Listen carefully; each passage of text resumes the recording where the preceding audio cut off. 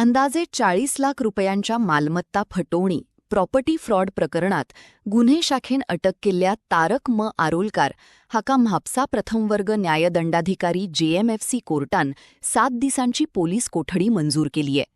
या प्रकरणात आरोपीनं खोट्या दस्तावेजांच्या आधारावर मालमत्तेची फटवणी केल्याचा आरोप असा आणि गुन्हे शाखा या प्रकरणाची खोल चौकशी करता.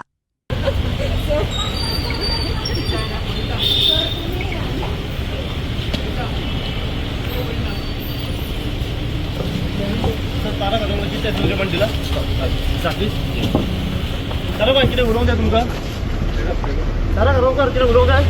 हा किती उडवू द्या तुला येतून तारा